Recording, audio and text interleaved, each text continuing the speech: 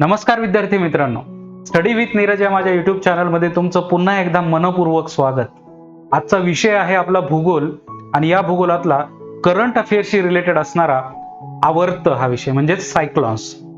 मागच्या 15 दिवसात आपल्या देशाने आपल्या पूर्व किनारपट्टी आणि पश्चिम किनारपट्टीवर 2 सायक्लॉन्सचा अनुभव घेतला आहे. 2 सायक्लॉन्सना आपल्या किंवा 2 चक्रीवादळांनी आपल्या किनारपट्टीला धडक दिलेली आहे. बरोबर. तर हे सायक्लॉन्स काय असतात आणि त्यांचं नाव कसे दिली जातात यांबद्दल आपण थोडक्यात माहिती या भागामध्ये समजून घेण्याचा प्रयत्न करणार आहोत.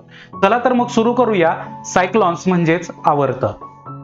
मित्रांनो, आवर्त समजून घेण्यापूर्वी आपण थोडक्यात हवा, हवामान आणि वारा याची कन्सेप्ट थोडक्यात समजून घेऊया, जेणेकरून आपल्याला आवर्त समजायला मदत होईल. बघा, हवा काय असते तर हवा म्हणजे एखाद्या ठिकाणची विशिष्ट वेळेला असणारी वातावरणाची स्थिती. एखाद्या ठिकाणी विशिष्ट वेळेला आपण बोली भाषेत बोलताना आपण बोलतो की आज जरा सकाळी जास्तच थंडी होती किंवा आज दुपारी जरा जास्तच गरम होतं. या विशिष्ट ठिकाणची कमी कालावधीसाठी असणारी एक वातावरणाची स्थिती जी असते त्याला आपण हवा असे म्हणतो. लक्षात येते? एखाद्या ठिकाणची विशिष्ट वेळेला असणारी वातावरणाची स्थिती त्याला आपण काय म्हणतो? हवा असे म्हणतो. तर हवामान काय असतं? बघा, हवामान म्हणजे एखाद्या ठिकाणची हवेची दीर्घकालीन स्थिती, दीर्घकालीन हवेची स्थिती. उदाहरण सांगायचं गेलं तर आपण महाबळेश्वर असं सांगतो. बघा, महाबळेश्वरचं हवामान कसं आहे तर महाबळेश्वरचं हवामान हे थंड आहे. आपण इथं काय शब्द वापरला? हवामान. महाबळेश्वरची हवा कशी आहे हा शब्द वापरला का? नाही. महाबळेश्वरचं हवामान कसं आहे, कारण आपल्याला माहिती आहे की तिथल्या दीर्घकाळ वातावरणाच्या स्थितीचा अभ्यास केलेला आहे आणि म्हणून आपण म्हणतो की तिथलं हवामान थंड आहे. लक्षात येते? हवामान हा शब्द प्रयोग काय तर दीर्घकालीन वातावरणाची स्थिती दर्शवतो हवामान हा शब्द. लक्षात येते? पुढे बघा, आता काय? हवेचा दाब. आपल्याला माहिती आहे हवेला वजन असतं. हवेच्या वजनामुळं जो दाब निर्माण होतो त्याला काय म्हणतो आपण? हवेचा दाब म्हणतो. आणि हा हवेचा दाब जो आहे तो मिलीबार या एककामध्ये मोजला जातो. आणि हवेच्या दाबामुळेच वादळाची परिस्थिती कशी निर्माण होते ते आता आपण समजून घेऊया. बघा, आता पुढचा पॉइंट आहे वारे. आता वारे म्हणजे काय? बघा, आपली हवा जी असते, हवेचं एका ठिकाणाहून दुसऱ्या ठिकाणी वहन होतं. पण हे वहन कसं होतं तर जास्त दाबाकडून. वातावरणाच्या वेगवेगळ्या ठिकाणी वेगवेगळा दाब असतो. तर हवा काय करते? जास्त दाबाच्या ठिकाणावरून कमी दाबाच्या ठिकाणाकडे जाते. परत आहे का? हवा काय करते? जास्त दाबाकडून कमी दाबाकडे जाते. परत आहे का? काय? हवा ही जास्त दाबाकडून कमी दाबाकडे वाहते. हवा ही जास्त दाबाकडून कमी दाबाकडे वाहते आणि हवेच्या याच वहनाला वारा असं म्हटलं जातंय. काय म्हटलं जातं? बघा, हवेच्या या वहनाला वारा असं म्हटलं जातं. आणि या वाऱ्याच्या वेगावर चक्रीवादळ हे अवलंबून असतात. या वाऱ्याच्या वेगावर चक्रीवादळाची स्थिती अवलंबून असते. लक्षात येते? वाऱ्याचा वेग किती आहे त्यावरून हे चक्रीवादळ किती घातक, धोकादायक आणि दुष्परिणाम करणार आहे हे ठरवलं जातं. पण या वाऱ्याचा किंवा वादळांचा वेग हा कसा ठरवला जातो? बघा, हा वाऱ्याचा वेग कशावर अवलंबून असतो? बघा, आपण आत्ताच ऐकलं की वारे हे जास्त दाबाकडून कमी दाबा, हाय प्रेशर कडून लो प्रेशर कडे जातात. वारे कसे जातात? High pressure to low pressure. वाऱ्याचं वहन कसं होतं? High pressure to low pressure, जास्त दाबाकडून कमी दाबाकडे. मग वाऱ्याचं वहन होत असताना जेव्हा या 2 दाबांमधला फरक, लक्षात येते का? जास्त दाब आणि कमी दाब जो आहे, समजा जास्त दाब असेल 1000 मिलीबार आणि कमी दाब आहे तो आपला आहे 100 मिलीबार आहे समजा. या दोन्हीतला फरक जास्त आहे. जेव्हा फरक जास्त होतो तेव्हा वाऱ्यांचा वेग जास्त असतो. आणि समजा एखाद्या ठिकाणी 100 मिलीबार आहे म्हणजे जास्त दाब 100 मिलीबार आहे, कमी दाब 90 मिलीबार आहे. इथं त्या दोन्हीमधला फरक कमी आहे तर इथं जे वादळ तयार होतं, जे वारे तयार होतं यांचा वेग हा कमी असतो किंवा हे वारे संथ गतीने वाहतात. लक्षात येते? म्हणजे जिथं 2 दाबांमधला फरक वाढतो तिथं वादळांचा वेग वाढतो. लक्षात येते? तिथं वादळे हे वेगाने वाहतात. लक्षात येतं? हे आहे वारे आणि वादळे कसे तयार होतात याबद्दलची थोडक्यात माहिती. आता बघूया आवर्त कशाला म्हणायचं. बघा, आणि एक सांगायचा पॉइंट राहून गेला.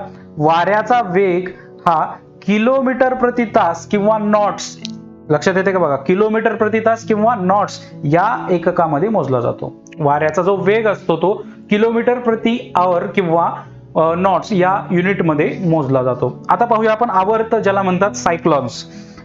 आवर्त कशी तयार होतात? बघा, एखाद्या ठिकाणी हवेचा दाब कमी असतो आणि सभोवताली हवेचा दाब जास्त असतो. आता आपल्याला तर माहिती आहे हवेचा नियम काय, हवेचा बेसिक गुणधर्म काय? हवा ही जास्त दाबाकडून कमी दाबाकडे वाहते. कुठे बघा, हवा ही जास्त दाबाकडून कमी दाबाकडे वाहते आणि त्यामुळं काय होतं, आवर्त वाऱ्याची निर्मिती होते. कशी होते बघा, आकृती बघा, ही आहे आकृती. सेंटरला आहे कमी दाब, इकडं दाबाची माहिती दिली मिलीबार मध्ये दिलेली आहे 193, 194, 196 आणि हा जास्त दाब आहे 1000 मिलीबार. जास्त दाब किती आहे, 1000 मिलीबार. आता या आकृतीवरून आपल्याला काय दिसतंय बघा, सेंटरच्या ठिकाणी आपल्याला एकदम कमी बार दिसतोय, कमी दाब दिसतोय. सेंटरच्या ठिकाणी आपल्याला एकदम कमी दाब दिसतोय, आजूबाजूच्या ठिकाणी आपल्याला दाब वाढत वाढत जाताना दिसतोय.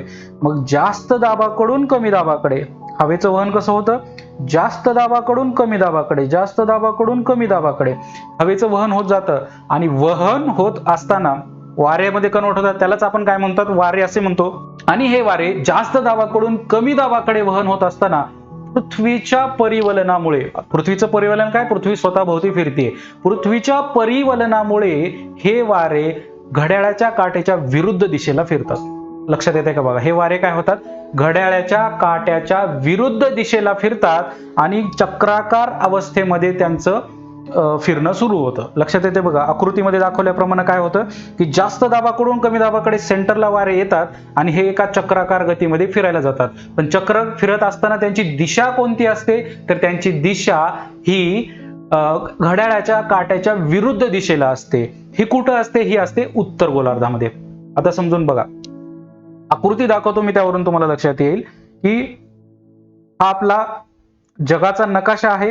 हे आहे आपलं विषुववृत्त. विषुववृत्त म्हणजे ही पांढरी रेघ, हे आहे आपलं विषुववृत्त.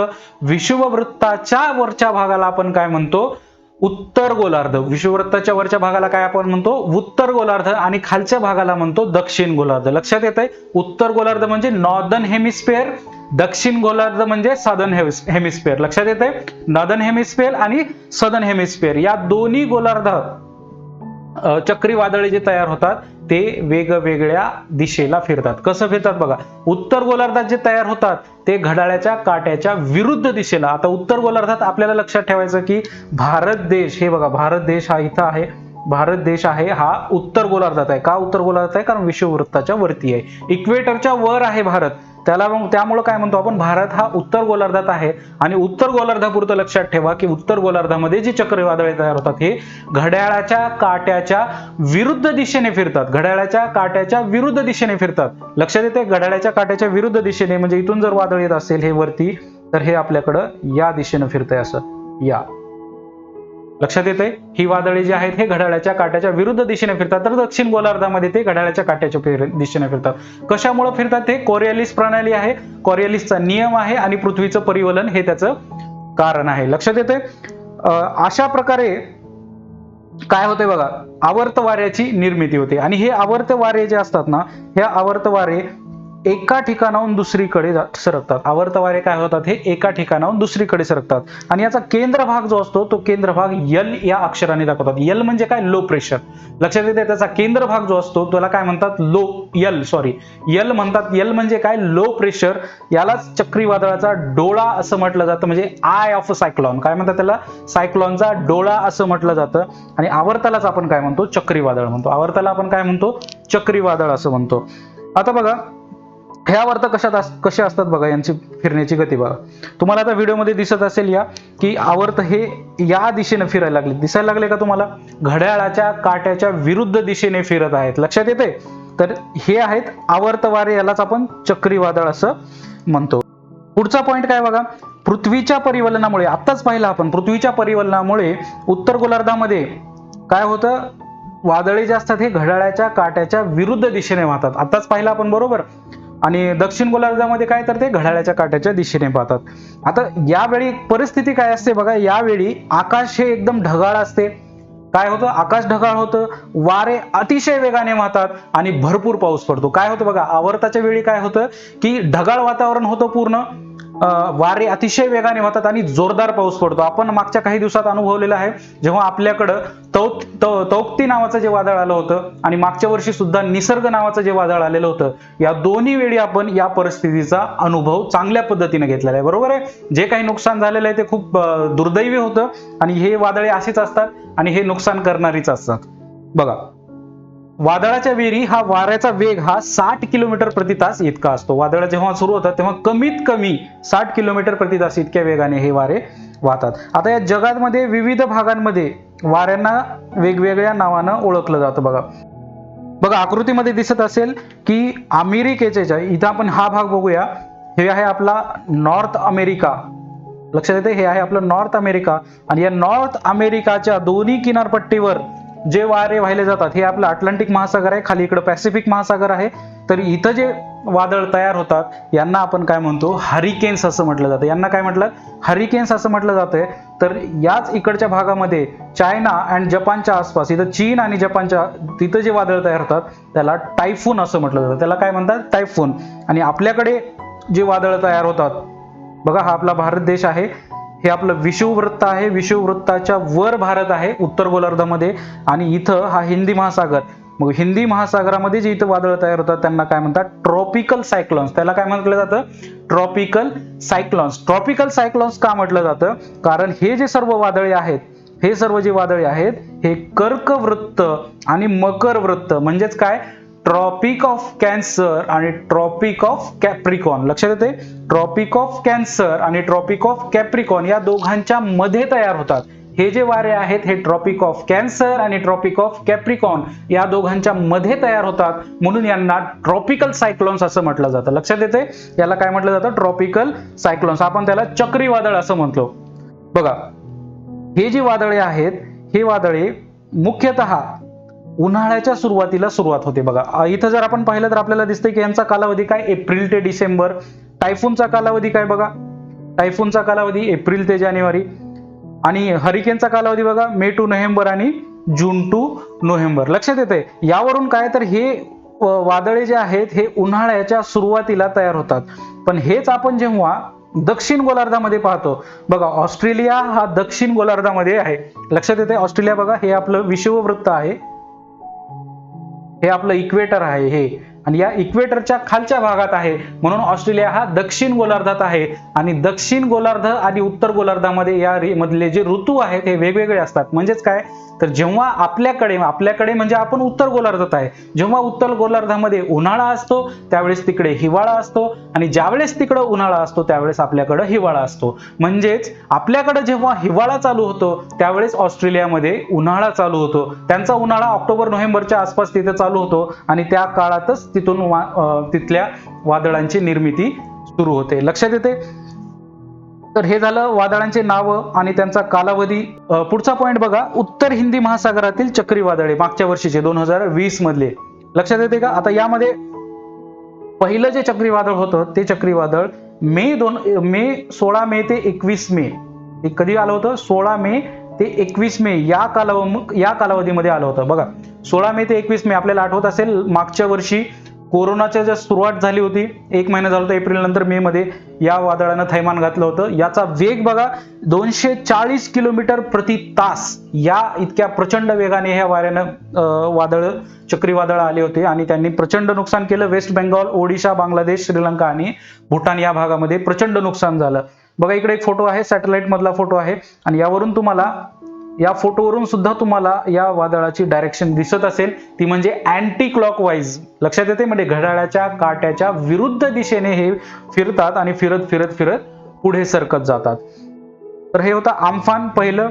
नंतर आलं निसर्ग वादळ 1 जून ते 4. आपल्याला आठवत असेल याचा फटका महाराष्ट्राला बसला होता. अरबी समुद्रातलं हे वादळ होतं. पूर्वीचं ह्याच्या अगोदर आम्फान जे होतं ते बंगालच्या उपसागरात होतं, त्यामुळे आपल्या पूर्व किनारपट्टीला त्याचा धोका होता, त्याचा फटका पूर्व किनारपट्टीला बसला. हे दुसरं जे वादळ आलं होतं निसर्ग, हा निसर्ग वादळाचा फटका आपल्या पश्चिम किनारपट्टीला आणि म्हणजेच महाराष्ट्राला बसला. लक्षात येते. आणि या वादळाचा वेग होता 110 किलोमीटर प्रति आवर. आता बघा 110 किलोमीटर प्रति तास या वाऱ्यानं जे नुकसान केलं ते आपल्याला माहित आहे. तर यावरून विचार करा की 240 किलोमीटर प्रति तास या वेगानं असणारे हे अम्फान वाऱ्यानं किती नुकसान केलं असेल. लक्षात येते. त्यामुळं अम्फान हे जास्त घातक होते. निसर्ग या चक्रीवादळामुळे महाराष्ट्र आणि गोवा राज्याला फटका बसलेला आहे. बघा निसर्ग चक्रीवादळाचा फोटो बघा. हे गुजरातची आपली बॉर्डर आहे, आणि हे आपला भारताची बॉर्डर, आणि इथं आपला महाराष्ट्र येईल.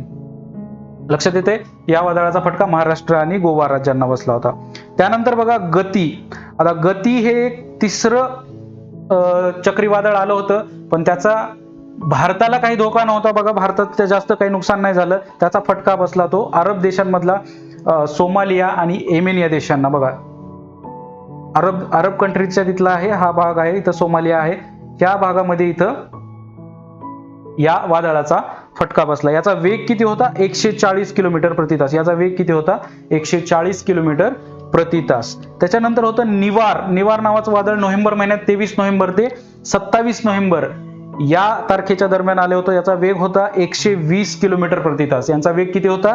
120 किलोमीटर प्रति तास. आणि श्रीलंका, आंध्र प्रदेश, तमिळनाडू आणि पुदुच्चेरी या भागांना, हे बघा आपली भारताची बॉर्डर आहे, या भागांना इथं श्रीलंका येईल.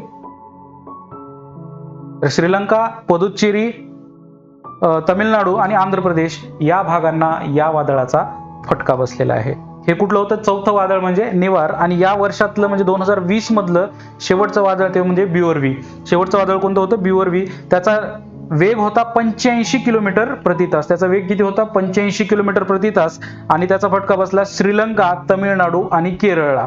त्याचा फटका कुणाला बसला? इथं हे श्रीलंका आहे, हे या ठिकाणचं हे वादळ आहे. श्रीलंका, तमिळनाडू आणि केरळ या 3 भागामध्ये या वादळाचा फटका बसला. 30 नोव्हेंबर ते 5 डिसेंबर या दरम्यान हे वादळ होतं आणि 2020 मधलं हे शेवटचं वादळ होतं. आता 2021 मधले वादळ आपण बघूया.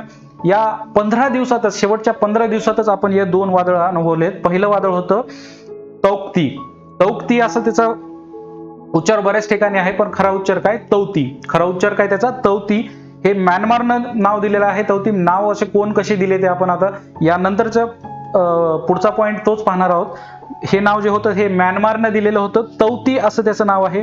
14 मे ते 19 मे या कालावधीमध्ये निसर्ग नंतर अरबी समुद्रात येणारं हे दुसरं वादळ होतं. लक्षात येते, निसर्ग नंतर अरबी समुद्रात येणारं भारताला फटका बसलेलं दुसरं वादळ म्हणूया. बरोबर आहे. गती एक वादळ अरबी समुद्रात येतो ज्याचा फटका अरब देशांना बसला, परंतु भारताला किंवा महाराष्ट्राला ज्या वादळानं महाराष्ट्राचं ज्या वादळानं नुकसान केलं ते म्हणजे तौती आणि मागच्या वर्षीचं निसर्ग. आता या तौती वादळाचा वेग जो होता हा वेग 195 किलोमीटर प्रति तास या वेगानं होतं. लक्षात येते बघा, निसर्गाचा किती होता? 110 किलोमीटर प्रति तास होता, पण तौतीचा वेग बघा 195 किलोमीटरचा प्रति तास होता. म्हणून या वाऱ्यानं, या वादळानं, या चक्रीवादळानं ह्या वेळेस महाराष्ट्राचं जास्त नुकसान, महाराष्ट्राचं म्हणण्यापेक्षा पश्चिम किनारपट्टीवरील सर्वच राज्यांचं या चक्रीवादळानं खूप जास्त नुकसान केलं आहे. यामध्ये फटका बसलेले राज्य बघा, गुजरात आहे, दादरा नगर हवेली आणि दमण दीव, गोवा आहे, महाराष्ट्र आहे, कर्नाटक, केरळ, लक्षद्वीप, मालदीव्स, दिल्ली, राजस्थान, हरियाणा, सिंध आणि श्रीलंका इत्यादी भागांना या वादळाचा फटका बसलेला आहे. हा वादळ कुठलं होतं? तौती या वर्षामधलं पहिलं आणि अरबी समुद्रातलं या वर्षातलं पहिलं, तसेच मागच्या एवढा पण जेवढे वादळ पाहिले यामधलं तिसरं वादळ अरबी समुद्रातलं. कुठलं पहिलं होतं? निसर्ग, गती आणि आता तौती. आता यानंतर लगेच दुसरं वादळ बघा, यास. हे भारताच्या पूर्व किनारपट्टीला, आता हे म्हणजे आपण तौती वादळ जे होतं हे पश्चिम किनारपट्टीवर अरबी समुद्रामध्ये निर्माण झालेलं होतं. तर यानंतर लगेच 23 मे ते 28 मेच्या दरम्यान यास नावाचं हे चक्रीवादळ निर्माण झालं होतं आणि त्याचा वेग होता 130 किलोमीटर प्रति तास. याचा वेग किती होता? 130 किलोमीटर प्रति तास. अंदमान निकोबार आयलँड, बांगलादेश, झारखंड, नेपाळ, ओडिसा, वेस्ट बेंगाल इत्यादी भागाला, इत्यादी राज्यांना, देशांना या चक्रीवादळाचा फटका बसलेला आहे. बघा फोटोमध्ये दिसत असेल, ही आपल्या भारत देशाची बॉर्डर आहे, हे बॉर्डर आहे आणि हे इथं चक्रीवादळ कार्यरत होतं. बघा या वादळांमुळं अंदमान निकोबार आयलँड, बांगलादेश, झारखंड, नेपाळ, ओडिसा, वेस्ट बेंगॉल इत्यादी राज्यांचं, विभागांचं नुकसान झालेलं आहे. आता तुम्हाला प्रश्न पडला असेल की हे नावं जी आहेत सगळी, यास, तौती, हे नावं कशी ठरवली जातात आणि कोण ठरवतं आणि त्यांच्या नावाची काय लिस्ट आहे? उत्तर हिंदी महासागरातील आजूबाजूचे जे सर्व देश आहेत त्या 13 देश, त्यापैकी 13 देशांनी प्रत्येकी 13 नावांची लिस्ट दिलेली आहे. प्रत्येकी 13 आणि 13 राष्ट्र असे एकूण 169 नावांची लिस्ट उपलब्ध आहे आणि त्या लिस्ट मधलं प्रत्येकी क्रमाक्रमाने एक नाव प्रत्येक वादळाला दिले जाते. मागच्या वर्षी आम्फान हे मागच्या लिस्ट मधलं हे एक शेवटचं नाव होतं. त्याच्यानंतर नवीन लिस्ट आली आणि नवीन लिस्ट प्रमाणे पहिलं वादळ आल्यानंतर त्याला नाव दिलं निसर्ग, आणि हे निसर्ग नाव बांगलादेशने दिलं होतं. लक्षात येतंय बघा, हे लिस्ट आहे. लिस्ट 1, लिस्ट 2, लिस्ट 3 अशा एकूण 13 लिस्ट आहेत आणि आपण एक एक नाव वादळाला देत जातो. पहिलं निसर्ग आलं, ते बांगलादेशनं दिलं होतं. त्यानंतर गती हे भारतानं दिलं होतं. त्यानंतर आलं ते निवर, ते इराणनं दिलं होतं. त्याच्यानंतर आलं हे बिओरव्ही, हे मालदीवनं दिलं होतं. त्यानंतर आलं हे तौतकी किंवा तौक्ती म्हणूया आपण त्याला, ते म्यानमारनं दिलं होतं. नंतर आताचं लेटेस्ट मधलं यास, त्याला हे नाव ओमाननं दिलं होतं.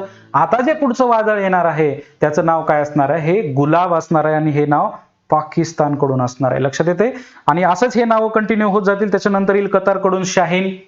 जसं जसं वादळ येतील तसं तसं हे नावं पुढे सरकत जातील आणि हे शेवटचं नाव झाल्यानंतर परत सेकंड लिस्ट ओपन होईल. अशा 13 लिस्ट संपल्यानंतर पुन्हा एक 13 गुणिले 169 नावांची पुन्हा एक लिस्ट येईल आणि हे असंच चालत राहील. लक्षात येते. तर अशा प्रकारे आपण थोडक्यात सायक्लॉन बद्दल, आवर्तांबद्दल थोडक्यात माहिती समजून घेतली. व्हिडिओ समजला असेल, आवडला असेल तर लाईक करा, शेअर करा आणि सबस्क्राईब करा. भेटूया अशाच एका नवीन टॉपिकसह.